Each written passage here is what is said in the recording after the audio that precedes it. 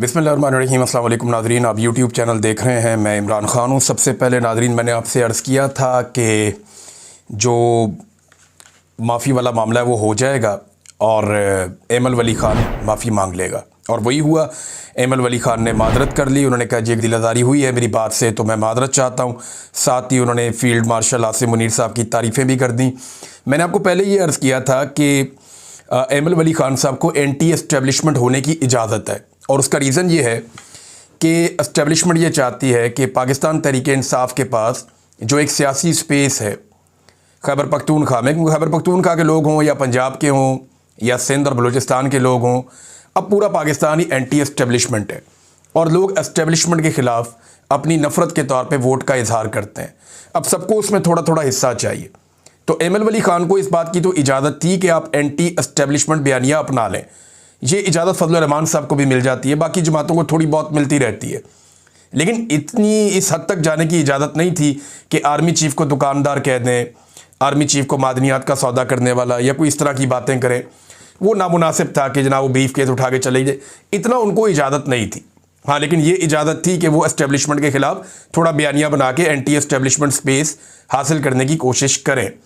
अब एमल वली ख़ान ने जो कर दिया था, मैंने आपसे पहले अर्ज़ किया था कि ये माफ़ी मांग लेंगे। कुछ लोगों ने खबर चलाई कि एमल वली ख़ान को गिरफ़्तार कर लिया गया, लेकिन बाद में पुलिस ने और बाकी सब ने खबर दी कि नहीं, गिरफ़्तार नहीं किया गया। अब कुछ लोग ये दावा कर रहे हैं कि एमल वली ख़ान को एक्चुअली 1 घंटे के लिए सिर्फ बिठाया गया था और समझाया गया था, तो इन्हें 1 घंटे में वो सारी बात समझ आ गई जो बेशुमार लोगों को कई दिनों में और कई घंटों में और कई महीनों में समझ नहीं आई। यानी एमल वली ख़ान एक बड़ी पॉलिटिकल पार्टी के सरबराह हैं, इतना मजबूत तो होना चाहिए था कि 2, 4, 10, 20 दिन निकाल लेते, लेकिन बड़ी जल्दी एमल वली ख़ान साहब जो हैं वो एकदम ढह गए, गिर गए, और उन्होंने माफ़ी भी मांग ली। और यानी खैबर पख्तूनख्वा से आने वाली ख़वातीन उनसे तगड़ी निकली। मैं शानदाना गुलजार साहिबा की आप मिसाल ले लीजिए, उन्हें गिरफ़्तार भी किया गया, उन्हें हरासा किया गया, बहुत ज़्यादा उनके लिए मुश्किलात पैदा की गई, लेकिन वो डट कर खड़ी रही, आज भी खड़ी हैं। लेकिन बादशाह खान का सपूत जो है वो ढेर हो गया और वो नहीं खड़ा हो पाया। इसमें कोई बुरी बात नहीं है। देखें, मादरत इंसान कर लेता है, और अल्लाह ताला सबको ऐसी आजमाइश से महफूज रखे, अल्लाह ताला सबकी इज़्ज़त बरकरार रखे। अल्लाह रब्बुल इज़्ज़त ही इज़्ज़त देने वाला है, वही मेहरबानी करने वाला है। लेकिन जब आपकी नीयत में फतूर होता है ना कि मैंने लेना भी इनसे, खाना भी इनसे, मौज भी इनसे करनी है, और फिर मैंने इन्हीं से खाकर इन्हीं की प्लेट के अंदर जो है वो छेद करना है, यानी जिसमें खाना उसी थाली में छेद करना, ये ज़रा नामुनासिब लगता है। तो क्योंकि सारी जो सहूलियात हैं वो इस वक्त एमल वली ख़ान साहब को पाकिस्तान की मौजूदा मिलिट्री एस्टेब्लिशमेंट ने दी हुई है, तो उन्हीं के ख़िलाफ़ इस लेवल तक जाना नामुनासिब था। बहरहाल उन्होंने अब माफ़ी मांग ली है। वैसे एमल वली ख़ान साहब ने कहा कि बड़ी जुर्रत का काम है माफ़ी मांगना, और मेरे अंदर इतनी जुर्रत है। देखें भाई, अगर आपके अंदर इतनी जुर्रत है तो जाके बलोचों से माफ़ी मांगे, जिनके हक़ पे आपने डाका डाला और वहाँ जाके आपने सीट ले ली। अगर इतनी जुर्रत है तो जाकर माफ़ी मांगे उन माओं से जिनके सूबे में बच्चे लापता किए जा रहे हैं जबरी तौर पे, और वो इस्लामाबाद में इंसाफ मांगने आई। आप वहाँ से सीट तो ले आए उस सूबे से, लेकिन जब उस सूबे की माएँ इंसाफ मांगने के लिए इस्लामाबाद आई तो आप उनसे नहीं मिले। माफ़ी मांगनी है तो उन वालिदैन से मांगे जिनके बच्चे ड्रोन हमलों में शहीद हो रहे हैं, जिनके बच्चे जेट तैयारों की बमबारी में शहीद हो रहे हैं, या जिनके बच्चे माजूर हो रहे हैं और कत्ल हो रहे हैं बारूदी सुरंगों में। माफ़ी मांगनी है तो उन वालिदैन से और उन घर वालों से जाकर आप माफ़ी मांगें जिनकी बनती भी है। लेकिन यहाँ आपने माफ़ी मांगनी थी, ये मैंने पहले बताया था कि एमल वली ख़ान माफ़ी मांग लेंगे। कम से कम उन्होंने अपना बंगला नंबर 7 भी बचा लिया, अपनी सिक्योरिटी भी बचा ली, अपनी सेनेट की सीट भी बचा ली, अपनी बहुत सारी मुराद भी बचा ली। तो एमल वली ख़ान साहब को मुबारकबाद कि वो इस आजमाइश में से बिल्कुल उसी तरह पूरा उतरे जैसा कि पूरी कौम सोच रही थी कि वो इस आजमाइश पर पूरा उतरेंगे। अब नाज़रीन, सैलाब से तबाही के हवाले से पंजाब हुकूमत ने एक बहुत बड़ा कदम उठाया है, और कदम ये है, जो मेरे पास खबर आई उसके मुताबिक पंजाब काबीना ने मंजूरी दी है कि 100 अरब रुपया फ़ौज को दिया जाएगा सैलाब से तबाही से निपटने के लिए और तामीर नौ के लिए। अब मेरा एक बड़ा सादा सवाल ये है कि तामीर नौ और फ़ौज, ये क्या चक्कर है? यानी 100 अरब रुपया अब फ़ौज को क्यों दे रहे हैं? क्या वहाँ कोई जंग लड़नी है, कोई लड़ाई करनी है, कोई खाना जंगी लगी हुई है, या वहाँ पर कोई दहशत गर्दी के ख़िलाफ़ कोई जंग लड़नी है? ये तो सैलाब मुतासरीन का मामला है, उनकी फसलें डूब गई हैं, उनका वो नुकसान पूरा करना, उसके लिए महकमे मौजूद हैं। उनके घर टूट गए हैं, उसके लिए महकमे मौजूद हैं। जो इंफ्रास्ट्रक्चर तबाह हुआ उसके लिए महकमे मौजूद हैं। तो फ़ौज को 100 अरब रुपया की इस खुशी में ये पंजाब हुकूमत दे रही है। देखें, ये तो ज़िले और तहसील इंतज़ामिया जो है उनको पैसा देना चाहिए था, प्लानिंग एंड डेवलपमेंट के महकमे को पैसा देना चाहिए था, महकमा ज़राअत को, महकमा आबपाशी को पैसा दीजिए, लाइफ स्टॉक और देही आबादियों से मुतालिक जो हेल्थ और एजुकेशन के डिपार्टमेंट्स हैं, जो सर्विसेज फराम करने वाले महकमे हैं, उनको पैसा दीजिए। फ़ौज को पैसा देने का क्या तुक है? क्या वहाँ पे कोई जंग लगी हुई है? ये ना सारे के सारे बूट पॉलिश पे लगे हुए हैं। मरीम नवाज साहिबा ने या उनकी सूबाई हुकूमत ने ये जो 100 अरब रुपया अब इनकी काबीना ने फैसला किया कि हम फ़ौज को दे रहे हैं, क्या अपोजिशन इस पर सवाल उठाएगी? क्या पाकिस्तान तहरीक इंसाफ को इस पर सवाल नहीं उठाना चाहिए? जी, आप फ़ौज को क्यों दे रहे हैं? सैलाब आया पाकिस्तान में, पंजाब में, सैलाब मुतासरीन की मदद करनी है। आप सैलाब मुतासरीन को पैसा देने की बजाय फ़ौज को पैसा दे रहे हैं कि वो इंफ्रास्ट्रक्चर बनाएंगे। उनका वो काम ही नहीं है, उनकी उसमें ट्रेनिंग ही नहीं है, उनका उसमें तजुर्बा ही नहीं है। आप पैसे उठाकर उनको दे रहे हैं। बड़ी अजीबोगरीब हरकतें ये कर रहे हैं। पंजाब काबीना ने IMF से कर्जा लेने का भी फैसला कर लिया। एक तरफ ये कहते हैं हम बड़ा अच्छा सूबा चला रहे हैं, बड़ा अच्छा काम कर रहे हैं। अब इस सूबे की हालत ये है कि ये IMF से कर्जा लेंगे। एक और खबर यह है कि दौरा जापान के लिए जो मरीम नवाज जो जहाज़ लेकर गई थी ना, जिसमें रिश्तेदार भी चढ़े हुए थे, बेटी, दामाद, नवासे नवासियाँ, दूसरी बेटी, उनकी सहेलियाँ, मेकअप आर्टिस्ट, ज़ाती मुलाजमीन, दोस्त, अहबाब, जिस जहाज़ में एयरफोर्स बन के जहाज़ में सबको भरकर ले गए थे, अब वो पता चला जनाब उसकी 5 करोड़ रुपए की अदायगी सरकारी ख़जाने से की जा रही है। चेक करें आप। हुकूमत की तशहीर के लिए मजीद 3 अरब रुपए मांग लिए गए कि मरीम, हुकूमत की तशहीर का मतलब मरीम नवाज की ज़ाती तशहीर।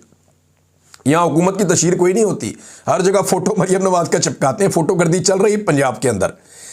तो 1.6 अरब इन्होंने पहले रखे थे, 3 अरब इन्होंने मांग लिए हैं कि जनाब ये पैसा दिया जाए, मरीम नवाज साहिबा की तशहीर करनी है पंजाब हुकूमत ने। और गुज़िश्ता साल इस तशहीर के ऊपर 7 अरब रुपए खर्च किए गए थे। ओवरऑल अगर आप खर्चा देखें तो डायरेक्टर पब्लिक रिलेशन पंजाब ने 2024, 25 और 26 में 2 साल का ये टोटल अरसा बन जाएगा, जाके जब साल मुकम्मल होगा, 11 अरब रुपए से जायद, तौबा तौबा तौबा, यानी 11 अरब 60 करोड़ रुपया ये social media, bill boards, TikTok समेत मरीम नवाज साहिबा पे लगा दिया इन्होंने। अंदाज़ा करें अब आप, ये सभी काज़मी साहब ने इसको ट्वीट भी किया है। 11 अरब 60 करोड़ 40 लाख रुपए की मरीम नवाज की इश्तिहारी मुहिम, ये जनाब पंजाब के अंदर काम चल रहा है। इतना पैसा गरीबों पे खर्च किया होता तो मामला कहाँ से कहाँ पहुँच जाता। और अपनी मशहूरी का इन्हें इतना शौक़ है कि ब्राज़ील में कोई एक कॉन्फ्रेंस होने जा रही है, उस कॉन्फ्रेंस में इन्होंने एक स्टॉल बुक करवा लिया, 9 करोड़ 49 लाख रुपए उसके लिए अदा कर दिए गए। वहाँ पे सुथरा पंजाब का इन्होंने एक स्टॉल लगाना है, सिर्फ 9 करोड़ 49 लाख रुपए, और अगला खर्चा अलहदा होना है सिर्फ इनके शौक पूरे करने के लिए। एक दस्तावेज़ फिल्म भी बनाई जा रही है और ये कोई क्यूब स्टूडियो नामी कोई कंपनी है, उसको जिम्मेदारी भी सौंपी गई है। ये नादरीन चल रहा है। अब देखें ना पंजाब के ऊपर लड़ता कौन है? मरीम नवाज की पार्टी है नून लीग और एक पीपल्स पार्टी जरदारी साहब की, बिलावल की, ये आपस में लड़ते हैं कि जनाब पंजाब मेरा, वो कहता पंजाब मेरा। हालांकि ये चोरी का माल है जिस पे दोनों लड़ रहे हैं। एक्चुअली तो पंजाब इमरान खान का, पंजाब ने मैंडेट तो 2 तिहाई मैंडेट दिया इमरान खान साहब को। ये तो सारे जाली फार्म 47 के ऊपर आकर बैठे हुए हैं और जाली फार्म 47 वाले चोरी के माल के ऊपर आपस में लड़ रहे हैं। लूट का माल है ना, मालिक गनीमत इनको दिया हुआ अदालत ने भी, इलेक्शन कमीशन ने भी, कि रल के खा लो। अब वो आपस में लड़ रहे हैं, ये मेरा, वो कह रहा नहीं मेरा, वो कह रहा नहीं मेरा, वो कह रहा नहीं मेरा, और जिसका है वो बेचारा जेल में बंद है। ये इस वक्त अजीबोगरीब सूरत हाल है नादरीन। 26वीं आईनी तरमीम के खिलाफ नादरीन जो दरखास्तें हैं, जो इस वक्त सुप्रीम कोर्ट ऑफ पाकिस्तान का एक आईनी बेंच सुन रहा है, 8 रुकनी बेंच है, और ये 36 दरख्वास्तें हैं इस हवाले से। 36 बहुत कम होता है, बल्कि मैंने तो कभी सुना ही नहीं कि इतनी ज़्यादा दरखास्तें किसी एक मामले पर अदालत में आ जाएं। और आप अंदाज़ा कीजिए 1 साल लग गया अदालतों को ये दरखास्तें सुनने में और इनको लगाने में। ये दरखास्तें तब हुई थी जब 26वीं आईनी तरमीम पास की जा रही थी। इनमें बहुत सारी दरखास्तें उस वक्त आई थी। 36 दरखास्तें हैं। अब ये आईनी अदालत के अंदर केस लगा हुआ है और हैरत की बात यह है कि 26वीं आईनी तरमीम के नतीजे में जो आईनी अदालत या बेंच बना है जिसके खिलाफ ये दरखास्तें हैं, वही बेंच इन दरखास्तों को सुनने जा रहा है। पहला तो मामला ये है। अब कोई भी जरखेज दिमाग होगा या काम करने वाला दिमाग होगा, वो जजेस को यही कहेगा ये आप क्या कर रहे हैं, आप इसके बेनिफिशरी हैं, ये तो कन्फ्लिक्ट ऑफ इंटरेस्ट हो गया, आप इसको कैसे सुन सकते हैं। लेकिन बहरहाल वो सुन रहे हैं। अब इस केस में क्या कुछ सामने आना चाहिए, ये बहुत इंपॉर्टेंट है। एक तो वो सेनेटर्स और एमएनए सामने आने चाहिए, उनको मैदान में लाया जाना चाहिए जिनसे ज़बरदस्ती वोट लेने की कोशिश की गई, उन्हें भी सामने आना चाहिए। जिन पर बहुत दबाव डाला गया, उन्हें अगवा किया गया, और वो भी सामने आने चाहिए जिनके घरों को तबाह किया गया, उनकी फैमिलीज तक को अगवा कर लिया गया, ख़वातीन को, बच्चों को अगवा कर लिया गया, एक फैमिली की तो बहू को अगवा कर लिया गया। अब जिनके साथ जो जो ज्यादती हुई है, उन तमाम एमएनएस को और सेनेटर्स को सामने आकर बताना चाहिए। अख्तर मेंगल साहब को भी सुप्रीम कोर्ट ऑफ पाकिस्तान में आकर बताना चाहिए कि उनके 2 सेनेटर्स के साथ क्या किया गया। बाद में उन्होंने इस्तीफा भी दिया। फजलुर रहमान साहब भी आकर बताएं कि उन्होंने दावा किया था बाद में कि हमसे 26वीं आईनी तरमीम में वोट लेकर कहा कुछ गया और बाद में धोखा दिया गया। वो भी आए और आकर अदालत को बताएं। तो ये सारी चीज़ें अदालत में सामने आनी चाहिए। नाज़रीन, सनम जावेद की जो उनके साथ हुआ, जिस तरह उनको जबरी तौर पे वहाँ से लापता किया गया पेशावर से, और फिर पता चला कि वो उनको पहुँचा दिया गया है कोट लखपत जेल में ताकि वो अपनी सज़ा पूरी करें। अब ये तो एक अगवा का सादा सादा केस था। उनके शौहर से बात करें या किसी और से करें, वो सब लोग यही बताते हैं जो ऐनी शाहिदीन है कि उनके वालिद भी ये बता रहे थे कि 2 गाड़ियों के अंदर अचानक इतने सारे लोग निकलते हैं, वो हमारी बेटी को घसीटते हुए ले जाते हैं और मैन हैंडल किया जाता है। कोई खातून भी वहाँ पे नहीं है और कोई कानूनी तरीक़ाकार भी इख्तियार नहीं किया गया। ये बड़ा अफसोसनाक था। अब इसके ऊपर खैबर पख्तूनख्वा की जो हुकूमत है, उसका आप रिएक्शन चेक करें। चीज़ों को कूल डाउन करना होता है ना, नीचे लेकर जाना होता है। जब भी अवाम किसी चीज़ पर गुस्से में आते हैं, ख़ुसूसन खैबर पख्तूनख्वा में, तो खैबर पख्तूनख्वा की हुकूमत पहले अवाम के साथ मिल जाती है, बाद में उनका गुस्सा ठंडा करती है और फिर साइड पे वापस आ जाती है। तो खैबर पख्तूनख्वा की हुकूमत को ये ट्रेनिंग हो गई है कि ये पहले पब्लिक के साथ खड़े होते हैं, वहाँ खड़े होकर नारे लगाते हैं, लोगों को अच्छी तरह थका देते हैं, फिर उन्हें यकीन दिलाते हैं हम आपका केस लड़ रहे हैं, अब आप अपने घर जाएँ। तो क़यादत इस तरह गेम डालती है खैबर पख्तूनख्वा में। अब बैरिस्टर सैफ, ये अली अमीन गंडापुर साहब की काबीना का हिस्सा हैं। इनका स्टेटमेंट बड़ा मज़ेदार है। कहते हैं जी, सनम जावेद की पुरस्रार गुमशुदगी अफसोसनाक और काबिल मुज़म्मत है। गुमशुदगी, पुरस्रार, इसके अंदर ये नहीं कह रहे कि उन्हें यहाँ से जबरी तौर पे अगवा किया गया, ये नहीं कह रहे। ये अल्फाज वो इस्तेमाल ही नहीं कर रहे। यानी उन्होंने एक और रुख दे दिया, पुरस्रार गुमशुदगी। जैसे कोई बच्चा घर से बाहर नहीं जाता और जाकर गुम जाता है कि ये सीएम हाउस के बाहर निकली और अचानक गुम गई, ऐसे शो कर रहे हैं। मसाजिद में जाके ऐलान करवाएं अगर गुमशुदा है तो सारी दुनिया को पता है कि किसने उसको उठाया और कहाँ पहुँचाया। सनम जावेद से ही पूछ लें आप जाकर, आपको पता चल जाएगा, या किसी सहाफ़ी से पूछ लें, सारी दुनिया जानती है क्या हुआ। लेकिन बैरिस्टर सैफ को यह कहना है कि सनम जावेद की पुरस्रार गुमशुदगी हुई है जो अफसोसनाक और काबिल मुज़म्मत है, बस कहानी ख़त्म। अब ये मामला ठप है। अब आप इंतज़ार कीजिए अगली जबरी गुमशुदगी का, या अगली जो वहाँ पे अगवा होता है कोई भी खैबर पख्तूनख्वा में, अब आप उसका इंतज़ार कीजिए और वो भी जल्दी होगा। मैंने आपको पहले बता दिया, एक आधा नाम तो बताया, 2-4 नाम और भी हैं। लोग ज़्यादा क्यूरियस हो जाते हैं, ज़रा इंतज़ार कीजिए, और बंदे भी खैबर पख्तूनख्वा से उठाए जाएंगे। नाज़रीन, इमरान खान साहब का जो ट्विटर अकाउंट है उसके खिलाफ इस्लामाबाद हाई कोर्ट में केस चलाया जा रहा है।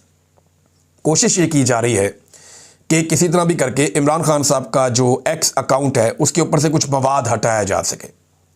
उनकी ट्वीट्स का हवाला दिया जाता है कि ये ठीक नहीं है, मुल्क के खिलाफ, इनको हटाया जाए। देखिए, बड़ी कोशिश कर रहे हैं। फ़र्ज़ करें कि ये कोशिश में एस्टेब्लिशमेंट ने ज़िद पकड़ी हुई है ना कि कुछ ना कुछ करके इमरान खान साहब से भी जवाब मांग लिया अदालत ने। 2 हफ्ते का टाइम उसमें दे दिया गया कि इमरान खान साहब भी जवाब दें। इमरान खान साहब को चाहिए, इस्लामाबाद हाई कोर्ट में केस है और वो ये कहें जनाब मैं इस केस में खुद ये मुकदमा लड़ना चाहता हूँ, और आ जाए, ऑनलाइन आ जाए, वहाँ पे कैमरा लगाया जाए, वीडियो लगाई जाए, खान साहब वहाँ पे आएँ और बैठ के बताएं जजों को कि उन्होंने ये ट्वीट क्यों की है और वजह क्या है इसकी, और ये ट्वीट जो है वो किस नौइयत के हैं और ये हक़ाइक़ क्या है। अब देखें ना, लोग तो जेलों के अंदर किताबें लिख देते हैं।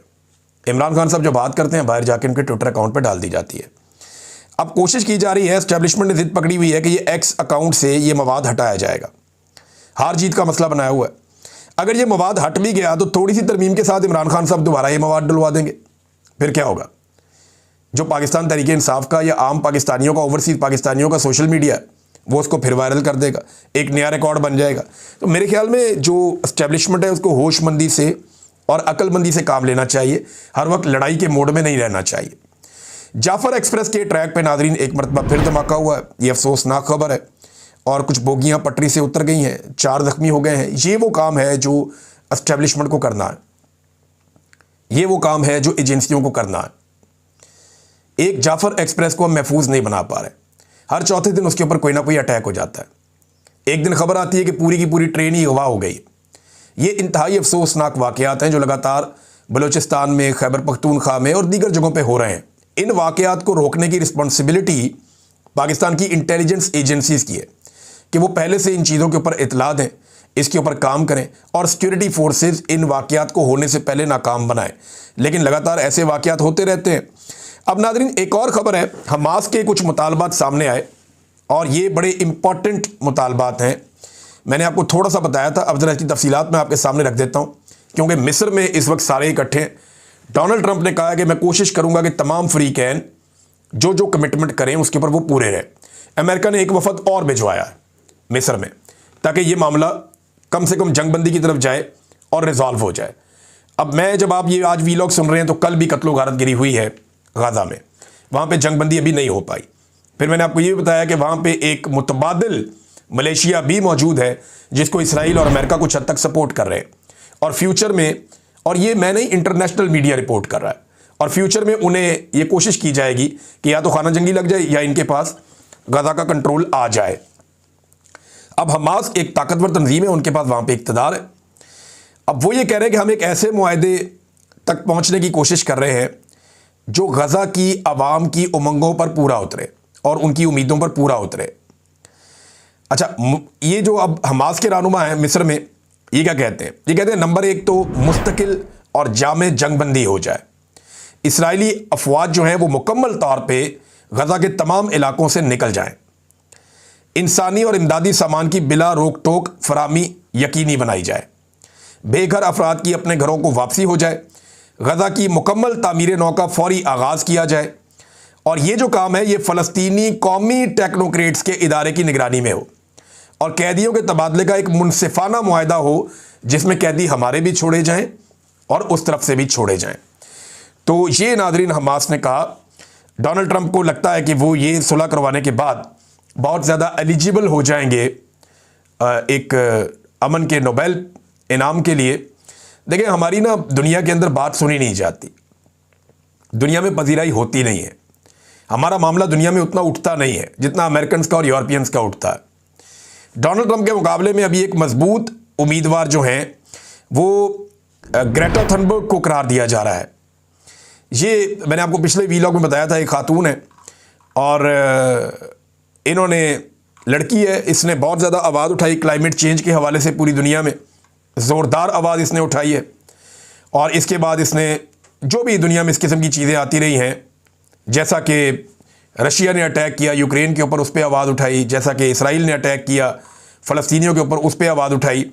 अब डोनाल्ड ट्रंप ने, मैंने आपको पिछले अपने वीलॉग में बताया था कि इनके बारे में कुछ ऐसे रिमार्क्स दिए कि ये एक नाराज़ खातून है, इसको डॉक्टर की ज़रूरत है, इसको कुछ प्रॉब्लम्स हैं, ये एंगर मैनेजमेंट प्रॉब्लम्स आ रही हैं इसको कोई, और ये कोई प्रॉब्लम मेकर है, ये यानी ये प्रॉब्लम्स खड़ी करती है। इस किस्म की बातें डोनाल्ड ट्रंप ने की ये खातून के बारे में।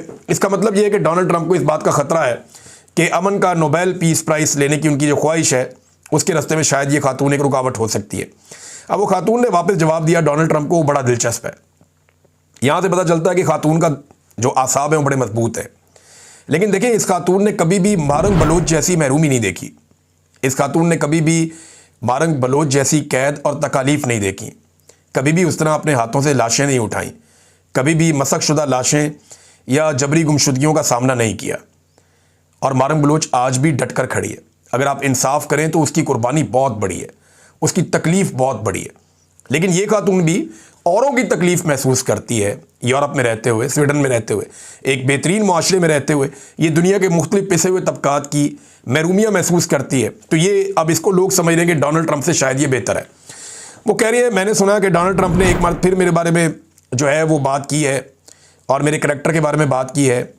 मैं उनके जो मेरी मेंटल हेल्थ के बारे में उनके कंसर्न्स हैं, मैं उन्हें अप्रिशिएट करती हूँ। उन्होंने कहा जी, ट्रंप का अगर कोई मैं रिसीव कर सकूँ ट्रंप की जानिब से कोई रिकमेंडेशंस, तो ताकि मैं डील कर सकूँ ये सो कॉल्ड जो ट्रंप कह रहा है मुझे इश्यूज़ हैं, एंगर मैनेजमेंट प्रॉब्लम्स हैं, क्योंकि मुझे लगता है कि डोनाल्ड ट्रंप भी इन्हीं का शिकार रहा है। तो बड़ी मज़ेदार किस्म की इन्होंने ट्वीट की है और डोनाल्ड ट्रंप को जवाब दिया है। मजबूत खातून लगती हैं और एक तगड़ी उम्मीदवार भी है। डोनाल्ड ट्रंप के मुकाबले में।